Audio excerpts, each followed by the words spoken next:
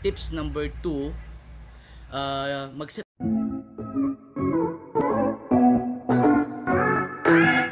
Hi guys! Welcome back dito sa aking YouTube channel. Panibagong araw, panibagong video, panibagong vlog na naman ang inyong mapapanood dito sa aking channel.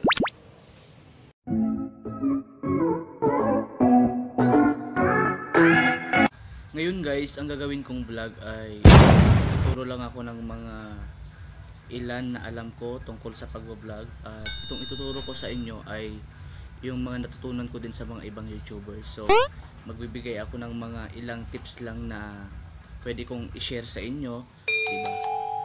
Kasi sabi ko, wala namang mawawala kung i-share ko lang yung alam ko, diba? Basta hindi ito masama, basta talagang makakatulong ito para sa inyo. Ayan. So, magbibigay lang ako ng ilang tips, pero bago ang lahat, gusto ko lang munang sabihin sa inyo na ang pag-vlog ay napakahirap at hindi rin basta-basta. Hindi madali ang pag-vlog. Ayan. Sa content pa lang talagang mahihirapan ka na mag-isip kung kunwari na-upload mo na yung videos mo, di ba? Siyempre masaya ka, akala mo lang yon, pero iisipin mo na naman kung ano na naman yung susunod mong vlog na gagawin sa susunod. So doon ka mai-stress talaga sa pag-iisip pa lang ng kung ano ang gagawin mong content. Mahihirapan ka na doon. Ayun. How about pa kaya kung mag-edit ka, 'di ba? Lalo na kung gusto mong maraming edit yung ginagawa mong videos, sa pag-edit pa lang po napakahirap na, lalo na kung wala kayong laptop. Ayan. At bago ang lahat, gusto ko lang din sabihin sa inyo na ang pag-vlog ay kailangan galing sa puso, lakas loob. Yun yung dapat mong gawin. Kung ano yung mga ginagawa mo lang, ganun, yun lang yung ipakita mo. Kung ano yung mga strategy mo. Wow, strategy, tama ba? Ganyan pa kasi. Kung ano lang yung mga gusto mong i-share din sa mga tao na sa palagay mo magugustuhan nila, na sa palagay mo makakatulong sa kanila. Ayan, kunwari nagluluto ka, o kung gusto mong i-vlog yun, o pwede rin, o ituro mo sa kanila, sa mga tao, sa mga manunood sa'yo, na ganito magluto ng ganito, ginataang gulay, ginataang isda, ginataang karne, mga ganon. Kung ikaw naman ay mahilig kumanta, di i-vlog mo yon. I-vlog mo yon. I-video mo yung ginagawa mo habang kumakanta ka. Isa pa, kung mahilig ka din maggitara, ganun din, i-video mo lang din. Ganun din lang din naman ang mag-vlog Kung gusto mo maging vlogger, yung ginagawa mo, ibini-video mo lang, pero hindi lang basta video kasi kailangan sa pagsasalita din, meron ka dyan, no? Hindi ka dapat na blablang po, yung mga pinagsasabi mo, naiintindihan ng mga tao.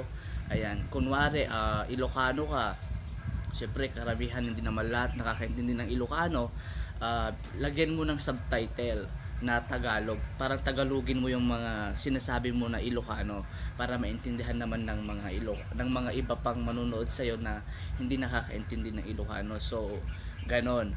So ganun lang naman ang mag-vlog, ganun lang kasimple.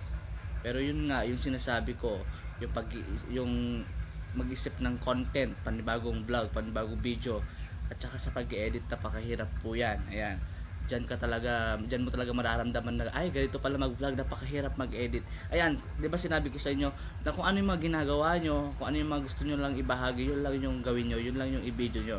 Ayan, kaysa naman mag-video ka na kung ano-ano, makalaswaan, 'di ba? Para lang sumikat. Wow, ang daming ganyan kaya naiinis ako sa mga ganyan. Ginagawa ang lahat ng hindi naman dapat na ipinapakita sa social media. Talagang pilit na ipinapakita nila dahil gusto lang talaga pala nilang sumikat, no? Ano pa yung mga nagsasabi na magbibigay ko ng 500 kung sino makakapatay kay, 'di ba? Dinadami nila yung pangulo natin, mga ganon.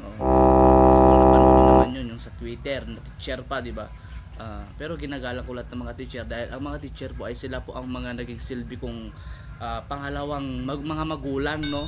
Nung ako'y nag-aaral pa, sila po ang nagturo sa akin kung paano magbasa, paano magsulat, kung paano po makiano sa tao, makipag-usap, ganun, sa mas matatanda. Ayan.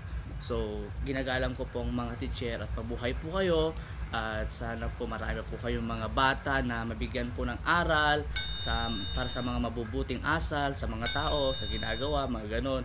So, yun lang naman. Gusto ko magpasalamat sa mga teacher yan. Ayan, shout out po sa inyo. Ayan, sa lahat ng mga teacher na makakapanood sa video nito. So, yun. Yun lang gawin mo. Huwag gayahin yung mga iba-ibang mga pasikat, gawin ang gusto para lang dumami yung mga likes nila, yung mga reaction nila, yung mga views nila. Ayan, huwag mong tularin yun. Kung ano lang yung mga talent mo. Ayan, kung may talent ka, pwede na yan. Mag-vlog ka na, mag-vlog na. Ayan.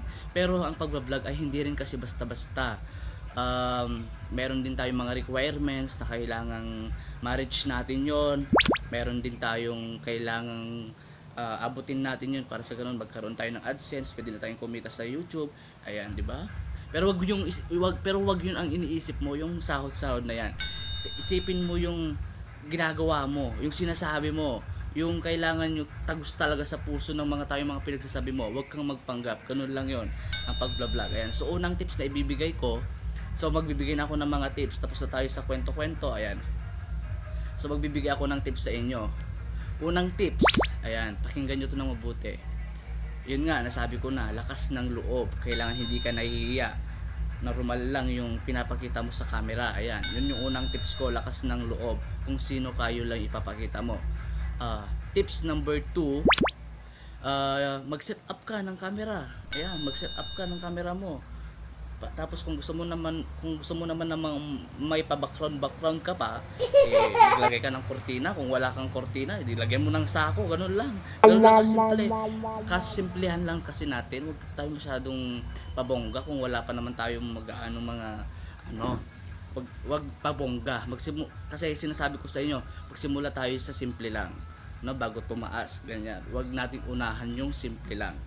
Yan, paunti-unti naman yan basta magtiwala ka sa sarili mo, magtiwala ka sa itaas, magtiwala ka sa mga manunood sa iyo. Ayan. Tips number 3. Siguro ang gusto ko lang tips number 3 ay ano pa ba? Wala naman, yun lang, yung mag-video ka lang. Yun lang yung gawin mo Wala ka namang kailangan galing sa puso talaga yung mga sinasabi mo. Galing sa puso yung mga pinapakita mo sa tao. Kasi mararamdaman nila, makikita nila sa sarili mo yan. Ayan. Yun lang naman. Wala namang gaano. Ang vlog kasi, nagbibideo lang naman yan nagsasalita lang din naman yan Pero kailangan may intro ka kasi. Tapos kung ano pa yung mga gusto mong pwedeng itawag sa mga viewers mo.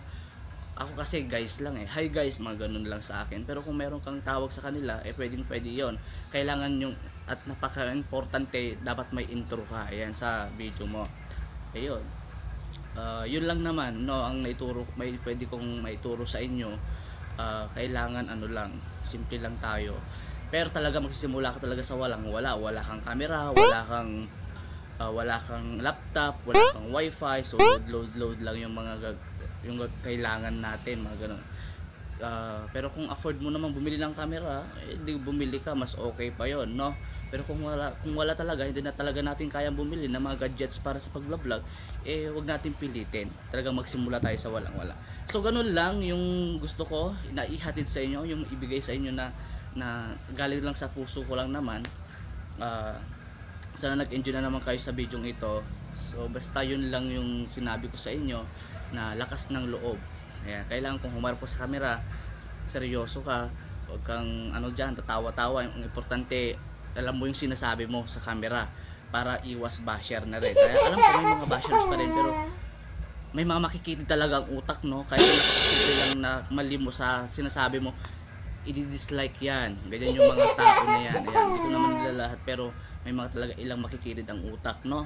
Ayan, akala mo kung ano. So yun lang. Sana nag-enjoy kayo sa video ito. Maraming salamat na naman. Muli ako si Jomar Garcia. Mabuhay tayong lahat. Mag-ingat tayo palagi. Pero pa rin tayong kinaharap na pandemya. Hindi pa nawawala. Hanggang ngayon may mga cases pa rin na kaso ng COVID-19. So magtubli ingat pa rin po tayo.